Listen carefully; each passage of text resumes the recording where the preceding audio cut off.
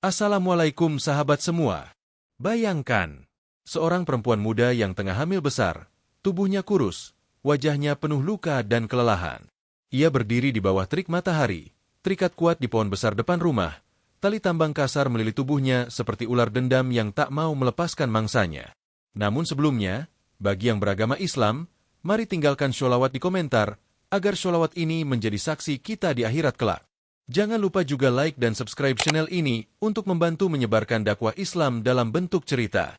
Desa Mulyasari, sebuah perkampungan sederhana yang dikelilingi kebun dan pepohonan tinggi, menyimpan satu kisah kelam yang jarang dibicarakan langsung, tapi terus menjadi bisik-bisik warga dari tahun ke tahun. Kisah seorang menantu yang terjebak dalam rumah yang seharusnya jadi tempat bernaung, namun justru menjadi tempat penyiksaan. Namanya Rina, perempuan lembut yang baru 6 bulan menikah dengan pria bernama Arif. Pernikahan mereka sederhana, penuh harap, namun harus segera diuji saat Arif mendapat kerja di kota jauh. Karena keterbatasan ekonomi, Rina sementara tinggal di rumah ibu mertuanya, Bu Lastri, seorang janda tua yang dikenal galak, keras kepala, dan sangat menjaga harga dirinya di mata warga. Hari pertama Rina datang, sambutan Bu Lastri terlihat manis. "Selama kamu tahu diri, kamu akan saya anggap seperti anak sendiri," katanya dengan senyum tipis. Rina mengangguk penuh harapan. Dalam hatinya, ia bersyukur. Ia berjanji akan membantu mertuanya sebaik mungkin, apalagi saat tahu bahwa ia tengah mengandung anak pertamanya. Namun semua itu hanya manis di awal. Hari-hari berikutnya berubah seperti mimpi buruk. Bu Lastri mulai menunjukkan wajah aslinya, cerewet, penuh tuntutan, dan selalu membandingkan Rina dengan wanita lain. Zaman dulu ibu hamil masih bisa angkat air dari sumur. "Kamu baru perut sedikit udah ngeluh," ucap Bu Lastri suatu pagi. Rina tetap diam, menunduk, menahan pedihnya ucapan. Ia tetap menyapu halaman, mengepel lantai, mencuci pakaian meski tubuhnya mulai terasa berat. Tapi bukan itu yang menyakitkan. Yang lebih menusuk adalah saat Bu Lastri menampar wajah Rina hanya karena lantai masih kotor, dan tak satu pun yang membela. Beberapa tetangga mulai memperhatikan perubahan wajah Rina. Tubuhnya makin kurus, kulitnya pucat, langkahnya lemah. Tapi mulut mereka bungkam. Tak ada yang berani menegur Bu Lastri. Wanita itu dikenal suka membalas, suka menjelekkan siapapun yang mengusiknya. Malam hari, Rina duduk di sudut kamar, memegang surat dari Arif yang datang lewat pos. "Sayang, semoga kamu dan anak kita sehat ya. Aku kerja keras di sini demi masa depan kita." Air mata jatuh di atas kertas itu. Rina menulis balasan, penuh kebohongan. "Bu Lastri baik. Aku sehat. Anak kita aktif." Padahal kenyataannya, di balik dinding rumah itu, tubuh dan jiwanya makin terkoyak setiap hari. Dan tak satupun orang tahu bahwa malam-malam panjangnya dilalui dengan isak tertahan dan doa yang terus diulang di sepertiga malam. Doa yang pelan, tapi diam-diam. Langit sedang mendengarnya. Pagi masih gelap ketika suara teriakan menggema dari dapur. "Rina, sudah subuh. Apa kamu pikir ini rumah kos?" Suara itu mengiris telinga. Rina terbangun dengan tubuh gemetar. Ia mengelus perutnya yang mulai menegang, lalu buru-buru berdiri meski kepalanya masih berat. Tanpa sempat cuci muka, ia langsung melangkah ke dapur, menemukan Bu Lastri sudah berdiri dengan tangan bertolak pinggang. Wajahnya masam, rambut disanggul asal, dan matanya menyipit penuh kecurigaan. Telur belum digoreng, lantai masih lengket, air belum mendidih. "Kamu kerja apa semalaman?" "Hah?" Rina menunduk. "Maaf, Bu, saya..." Belum sempat selesai, tamparan keras mendarat di pipinya. Plak! Suaranya nyaring, memantul di dinding sempit dapur. "Jangan banyak alasan. Mulutmu lebih cepat dari tanganmu. Dasar pemalas." Rina diam. Pipi kirinya memerah. Matanya berair, tapi ia menahannya. Ia tahu kalau menangis akan dibilang cengeng. Sepanjang pagi, Rina bekerja tanpa henti. Menyapu, mengepel, mencuci, memotong sayur, bahkan mencuci karpet yang berat di halaman belakang. Air sumur dingin menggigit kulit tangannya. Punggungnya nyeri, perutnya makin kencang. Tapi ia terus bekerja. Sebab ia tahu, istirahat 1 menit saja bisa menjadi alasan untuk kembali dicaci. Siangnya, hujan mulai turun deras. Rina yang sedang menjemur cucian langsung panik, berlari mengangkat pakaian yang sudah setengah kering. Tapi tetap saja, sebagian sudah basah. Melihat itu, Bu Lastri langsung murka. Kamu bodoh atau buta? Lihat awan hitam enggak bisa? Semua kerjaan kamu hancur semua. Rina menggigil sambil berkata pelan. Maaf, Bu. Tadi saya kira belum turun. Maaf lagi. Maaf terus. Kamu itu menyusahkan. Belum lahiran aja udah bikin rugi. Bu Lastri menyuruh Rina menyapu halaman yang becek. Tanpa alas kaki, Rina menyeret sapu lidi di tanah licin, sementara tubuhnya menggigil kedinginan. Dari balik jendela, seorang tetangga sempat melihat. Pak, itu si Rina kok disuruh kerja di luar terus? Padahal hamil tua, bisik sang istri. Pak Rahmat hanya menggeleng. Bu Lastri itu kalau dilawan, bisa habis satu kampung dibikinnya. Jangan ikut campur. Di dalam rumah, Bu Lastri duduk santai menonton televisi. Kakinya berselonjor, mulutnya mengunyah gorengan. Tak sedikit pun ia peduli dengan cucu yang sedang dikandung menantunya. Malam harinya, Rina mengalami demam. Tubuhnya panas tinggi. Nafasnya berat. Tapi saat ia memohon izin untuk istirahat, Bu Lastri malah menatap tajam dan berkata, hamil bukan alasan buat tidur-tiduran. Kalau kamu sakit, berarti kamu lemah. Ibu zaman dulu melahirkan sambil ngangkat air dari sumur. Kamu, baru demam, udah drama. Rina menangis diam-diam, menggigit ujung bantal agar tak terdengar. Dalam sujudnya yang terakhir sebelum tertidur, ia berdoa pelan. Allah, aku tak tahu harus kemana. Aku takut anak ini ikut sakit. Tapi aku tak punya siapa-siapa. Di luar rumah, angin berhembus lebih kencang dari biasanya. Pohon besar di halaman depan rumah mulai bergoyang, dahannya berderak pelan. Langit malam seperti sedang berembuk dengan bumi. Tapi belum saatnya bicara, karena masih ada luka yang belum tuntas. Masih ada air mata yang belum cukup untuk menuntut keadilan. Dan Allah, dia belum berpaling. Dia hanya sedang menunggu. Menunggu waktu paling tepat untuk menjawab semua. Mentari belum tinggi ketika Rina terbangun dengan rasa nyeri di punggungnya. Tubuhnya masih lemah karena demam semalam. Tapi suara gaduh dari dapur memaksanya bangkit. Panci dilempar, pintu dibanting, dan suara teriakan Bu Lastri kembali membangunkan seluruh rumah. Sudah jam segini, kamu belum bangun juga? Dasar pemalas. Anak perawan pun masih lebih rajin dari kamu. Dengan napas terengah dan tangan memegangi perutnya, Rina melangkah pelan ke dapur. Ia melihat Bu Lastri berdiri dengan wajah penuh amarah, menunjuk arah kompor dan lantai. Telur belum digoreng. Air belum panas. Lantai masih lengket. Kamu pikir kamu ini siapa, hah? Ratu. Rina mengangguk pelan. Suaranya tercekat. Maaf, Bu. Satu kata itu saja membuat Bu Lastri makin marah. Maaf lagi. Semua kerjaan kamu bikin saya tambah emosi. Hari itu, Rina kembali menjalani rutinitas sebagai pembantu tak bergaji. Ia menyapu halaman, mengepel, mencuci pakaian, dan memasak, semua dilakukan tanpa rehat. Beberapa kali ia harus berhenti karena perutnya terasa kencang. Bayi di dalam kandungan seperti ikut menjerit saat tubuh ibunya terlalu dipaksa. Tapi Rina tahu, berhenti berarti mendapat makian. Sore itu, hujan turun dengan deras. Petir menyambar jauh di langit. Rina berlari kecil mengangkat cucian yang belum kering, tapi sebagian sudah basah. Melihat itu, Bu Lastri langsung mengomel sambil membanting pintu. Sudah tahu mendung, kok enggak kamu pantau terus? Dasar perempuan enggak niat kerja. Rina hanya diam. Minta maaf tak pernah cukup. Menjelaskan hanya memperburuk. Dan malamnya, saat tubuhnya menggigil demam untuk kedua kalinya, Bu Lastri justru menyuruhnya menyikat kamar mandi yang berlumut. Jangan manja. Kalau kamu enggak tahan sedikit capek, mending kamu enggak usah nikah dari awal. Dengan lutut gemetar, Rina berjongkok di lantai kamar mandi. Tangannya menggenggam sikat, tubuhnya basah oleh air dan peluh. Tapi ia tetap menyikat. Ia tahu, dalam rumah ini tak ada tempat untuk sakit. Yang ada hanya perintah, caci maki, dan penghakiman tanpa henti. Beberapa warga mulai menyadari ada yang tak beres. Mak Eha, penjual sayur keliling, sempat melihat Rina dari luar pagar. Kok makin kecil ya badannya? Padahal dia lagi hamil. Pak Rawi yang lewat dengan gerobak mengangguk. Saya juga sering lihat dia angkat-angkat berat. Ibu mertuanya itu galak luar biasa. Mereka saling pandang, tapi buru-buru berlalu. Takut kalau Bu Lastri tahu mereka ikut campur. Sementara itu, Rina duduk di kamar kecilnya, memeluk perut. Surat dari Arif yang datang siang tadi masih di tangannya. Istriku Rina, kamu harus kuat ya. Aku tahu kamu bisa bertahan. Aku akan pulang secepatnya. Air matanya menetes, jatuh ke atas huruf-huruf yang ditulis dengan cinta.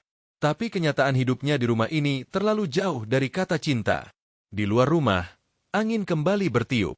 Pohon besar di halaman kembali berderak. Dahan tertua bergoyang perlahan seperti mengamati. Rina menatap keluar jendela, memandangi pohon itu. Kalau kamu bisa bicara, bilanglah ke langit, aku sudah tak sanggup. Tapi pohon itu hanya diam. Seperti warga desa. Seperti Allah yang belum juga menurunkan jawaban.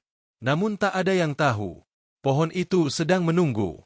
Dan langit sedang menyimpan murka. Matahari menggantung tinggi di atas langit desa Mulyasari. Panasnya menyengat, membakar tanah halaman yang kering retak.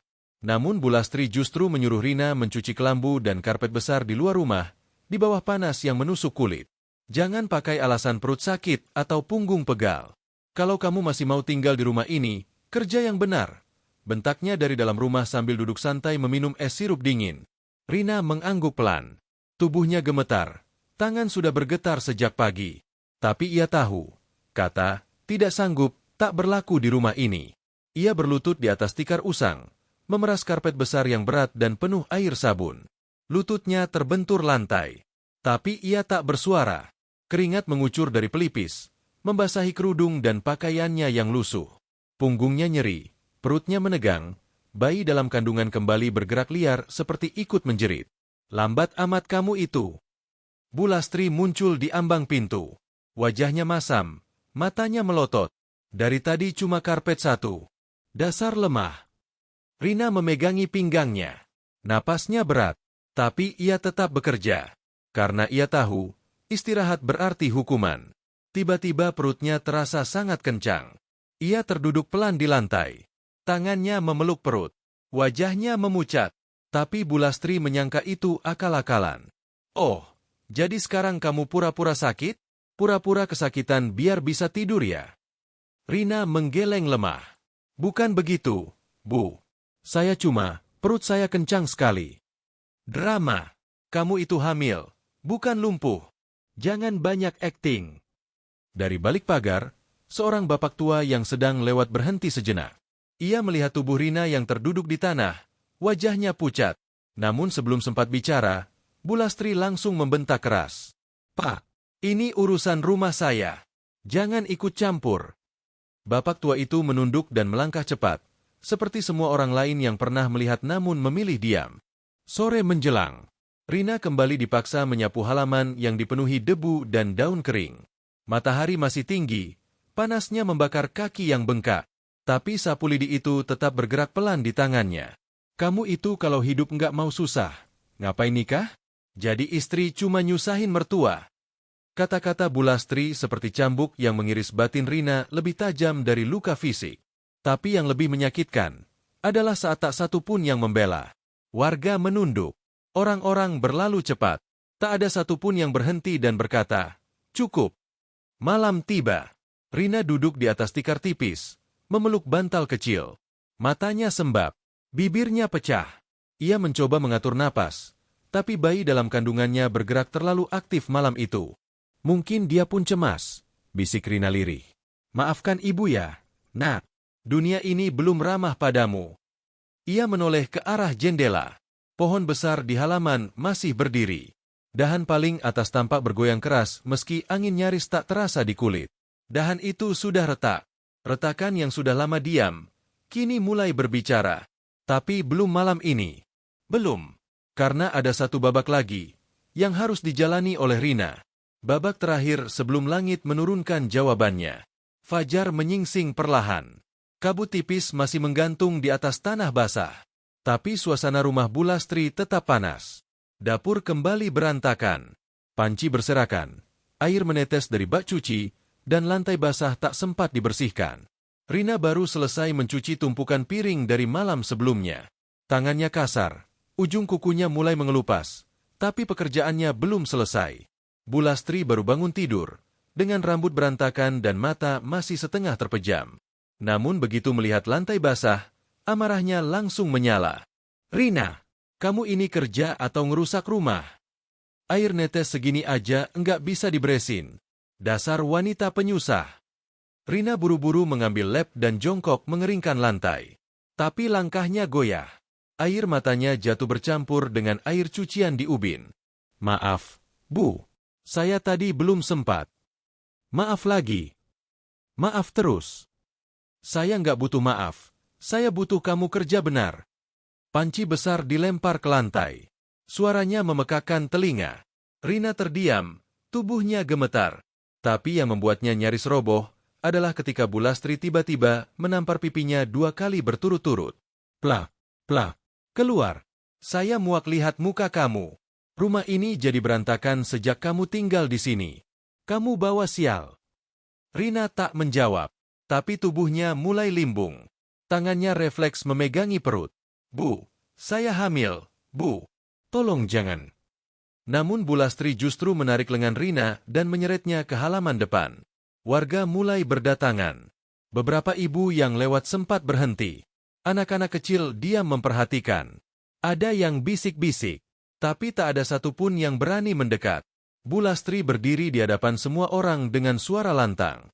"Lihat nih, menantu pemalas. Hamil pun kerjanya pura-pura sakit. Biar suaminya kasihan." Rina mencoba bicara. "Bu, saya nggak pura-pura." Tamparan keempat mendarat di pipinya. Lalu Bu Lastri berteriak ke dalam rumah. "Tali mana tali? Hari ini dia harus belajar hormat." Semua orang terdiam. Tak ada yang bergerak. Hanya bisik lirih. "Astagfirullah, dia hamil tua." Tapi Bu Lastri sudah keluar kembali. Di tangannya ada tali tambang besar. "Biar kamu ngerti jadi menantu itu jangan malas."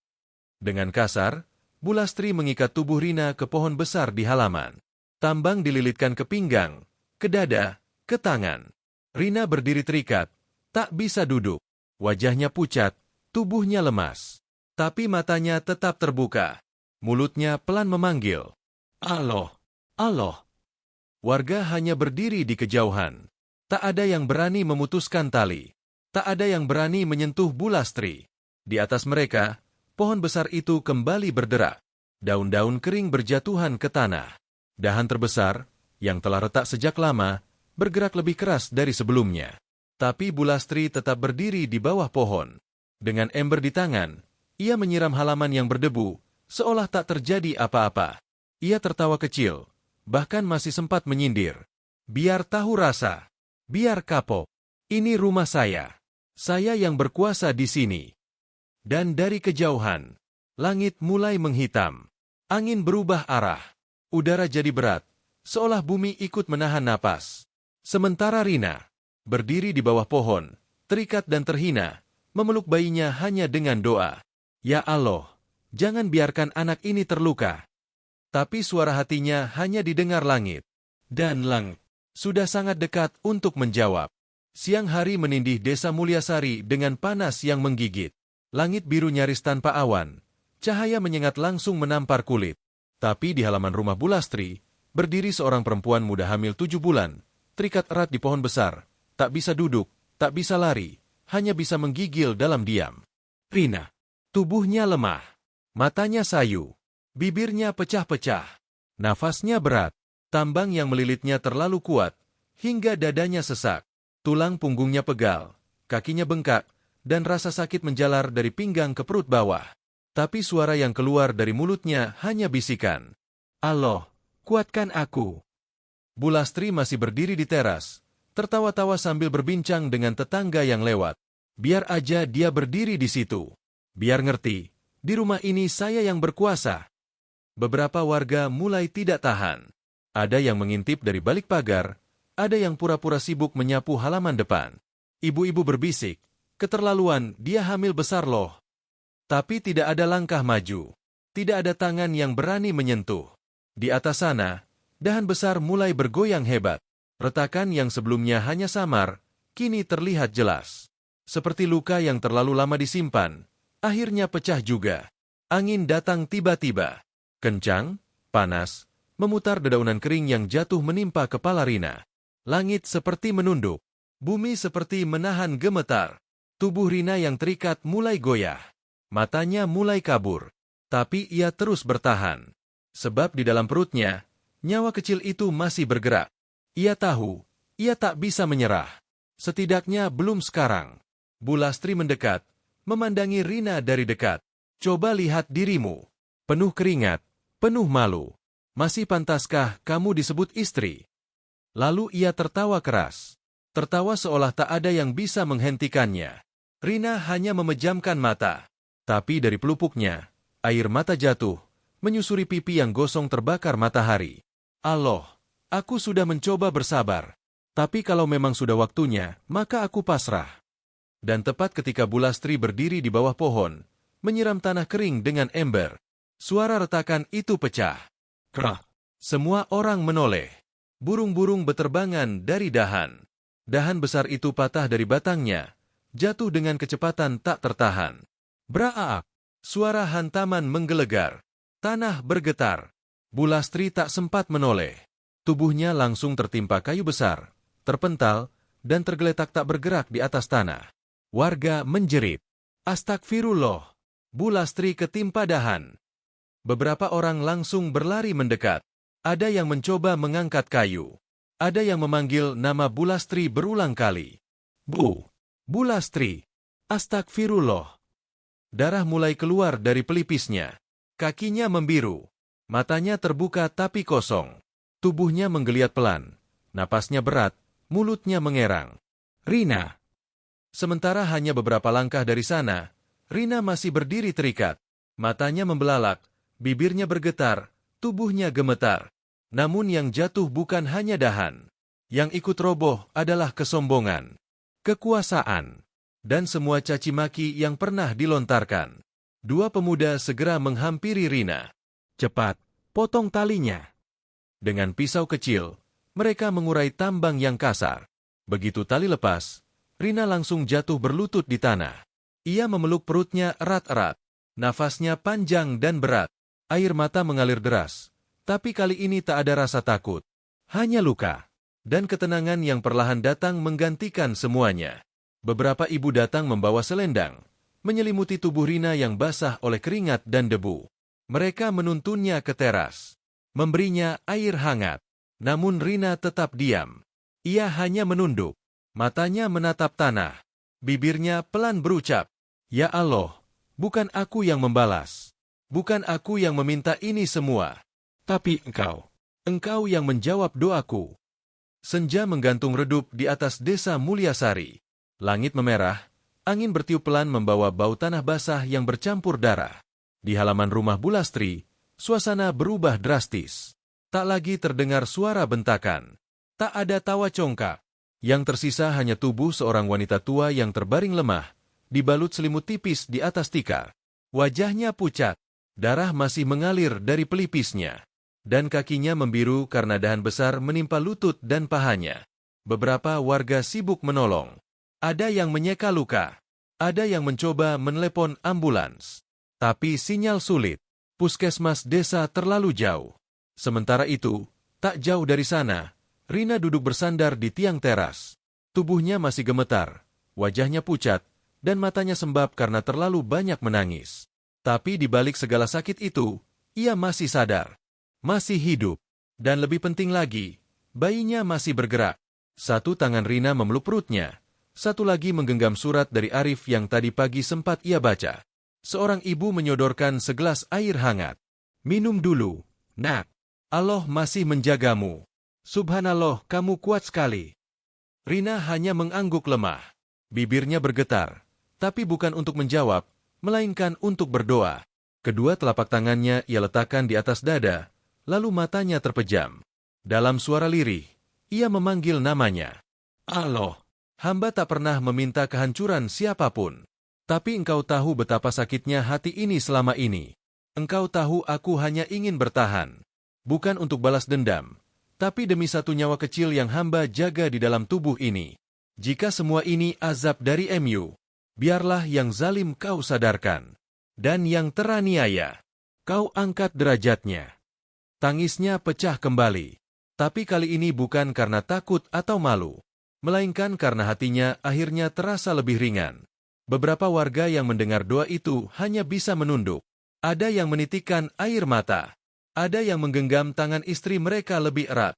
Satu di antaranya berkata pelan, "Kenapa kita diam selama ini? Kenapa kita nggak bantu dari dulu?" Di sudut tikar, Bulastri masih menggeliat. Tubuhnya tak bisa digerakkan. Matanya kosong. Mulutnya hanya mampu berucap lemah, "Rina, Rina." Tapi Rina tidak mendekat. Ia tak bicara. Tak juga marah. Ia hanya menatap ke depan, ke arah langit yang mulai berubah warna. Senja berganti malam.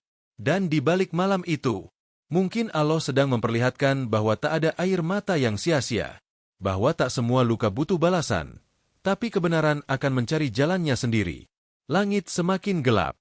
Satu demi satu warga pamit pulang. Tinggallah rumah Bulastri dalam kesunyian yang belum pernah terasa sebelumnya. Beberapa ibu desa menggelar kasur tipis di ruang tamu untuk Rina. Mereka menawarkan bantuan dengan suara pelan, seolah takut mengusik. Rina mengangguk, menerima dengan syukur. Tapi tak banyak bicara. Karena malam ini bukan waktu untuk cerita, tapi untuk diam, merenung, dan mengobati luka. Sementara itu, di sudut ruangan yang sama, Bulastri masih terbaring kaku. Tubuhnya lemas, wajahnya kosong, dan lidahnya kaku. Tak ada lagi kata-kata tajam.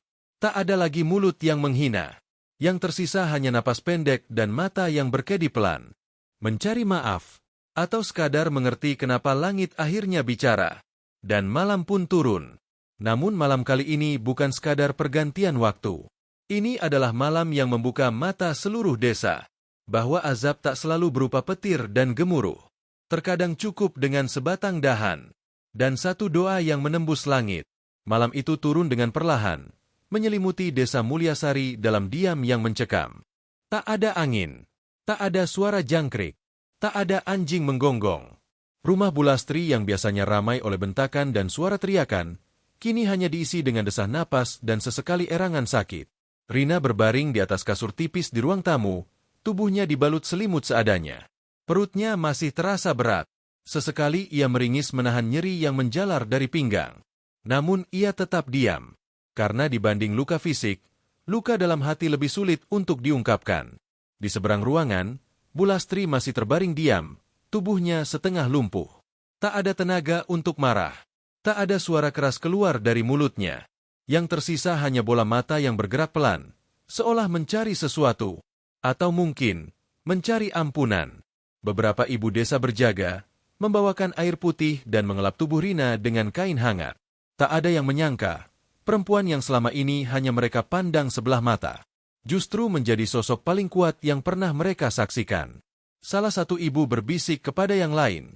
Dia bertahan sendirian, hamil besar, dipukuli, diikat di pohon dan tetap bisa mengucap syukur. Yang lain hanya menjawab pelan. Doanya tadi bikin aku merinding. Jam menunjuk pukul 11 malam. Langit yang sejak senja tampak berat, mulai menggulung awan hitam. Petir pertama menyambar di kejauhan. Suara dentumannya bergema sampai ke atap rumah. Lampu berkedip sebentar, lalu padam. Gelap. Gelap yang bukan hanya datang dari hilangnya cahaya, tapi juga dari bayang-bayang masa lalu yang masih menggantung di langit-langit rumah itu. Hujan turun perlahan. Tetesannya membasahi atap seng, lalu jatuh ke tanah halaman yang tadi menjadi tempat azab. Rina membuka matanya. Ia menoleh ke jendela. Dari posisinya, ia bisa melihat siluet pohon besar itu. Pohon yang menjadi saksi seluruh penderitaannya. Pohon yang menjatuhkan dahan untuknya. Allah! Suara itu hanya keluar dari bibirnya, tanpa tenaga, tapi cukup untuk membuat dadanya terasa lapang. Aku tidak ingin membalas. Aku hanya ingin hidup. Untuk anakku. Untuk suamiku. Untuk diriku sendiri. Hujan makin deras. Angin mulai mengetuk-ngetuk genteng dan jendela. Dan pohon besar itu kembali bergerak. Dahan yang tersisa kini berayun liar. Retakan pada batang yang lebih dalam mulai terlihat dari kejauhan. Beberapa warga yang belum pulang mulai merasa tak nyaman. Aku ngerasa hawanya berat ya malam ini. Lihat pohonnya. Makin miring nggak sih? Entah kenapa aku ngerasa seperti ada yang belum selesai. Sementara itu, Bulastri menggeliat pelan. Ia mengerang. Matanya terbuka. Dan untuk pertama kalinya, suaranya keluar. Lemah. Nyaris tak terdengar. Rina. Rina mendengarnya. Tapi ia tidak menoleh. Ia hanya memejamkan mata. Karena bukan itu yang ia tunggu. Ia hanya ingin malam ini segera berganti. Tapi Allah belum selesai menulis takdir malam ini. Petir kembali menyambar. Lebih keras. Lantai rumah bergetar. Angin menerobos celah dinding. Dan dari luar jendela, suara retakan pohon terdengar makin jelas. Seperti bisikan langit. Seperti peringatan terakhir. Sesuatu akan jatuh. Tapi bukan hanya batang kayu. Yang akan jatuh adalah seluruh kesombongan yang pernah merasa tak tersentuh. Pukul 1 dini hari. Seluruh desa nyaris tertidur. Tapi malam itu terlalu berat untuk dibiarkan tenang. Hujan turun makin deras. Angin mengamuk di antara pohon-pohon. Dan di halaman rumah Bulastri, pohon besar itu berderak-derak seolah sedang berbicara pada langit. Daun-daunnya beterbangan. Akarnya mencengkeram tanah dengan ketakutan yang seolah hidup. Di dalam rumah, lampu masih mati. Lilin kecil di atas meja mulai habis. Beberapa warga yang ikut berjaga mencoba menenangkan Rina yang tampak makin lemah. Perutnya kian kencang. Nafasnya mulai sesak. Tapi ia tetap sadar. Satu tangannya memegangi perut. Satu lagi menggenggam surat dari suaminya. Matanya basah. Tapi kali ini bukan karena luka. Melainkan karena rasa haru. Karena ia masih hidup untuk menyambut pagi. Jika memang masih diberi waktu. Di sudut ruangan, Bulastri mulai menggeliat lebih sering. Tubuhnya separuh lumpuh. Tangan kirinya tak bisa digerakkan. Mulutnya mulai komat-kamit, tapi bukan lagi menghina. Ia seperti memanggil-manggil seseorang yang tak terlihat. Rina, jangan tinggalin aku. Rina, jangan biarkan aku sendiri. Namun Rina hanya menoleh sekali.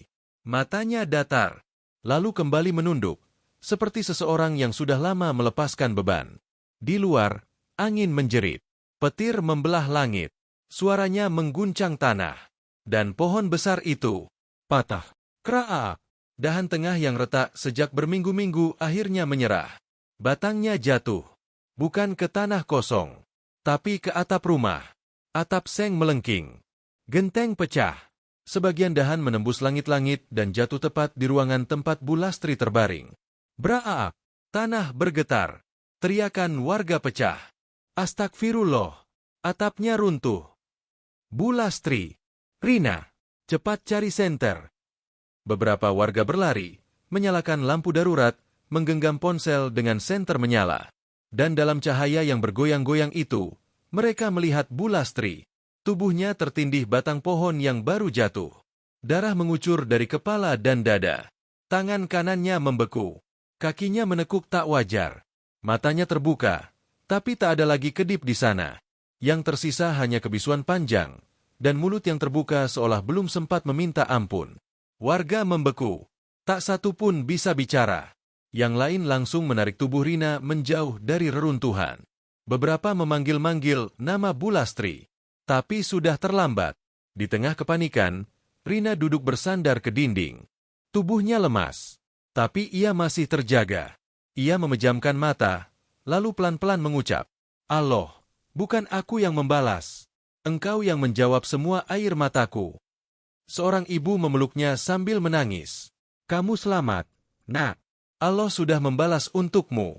Allah sudah memperlihatkan bahwa dua orang yang dizalimi tidak pernah ditinggalkan. Dari balik jendela yang pecah, hujan terus turun. Pohon yang tadi menindih, kini diam. Tak lagi bergoyang. Seolah telah menyelesaikan tugasnya. Warga mulai membersihkan puing.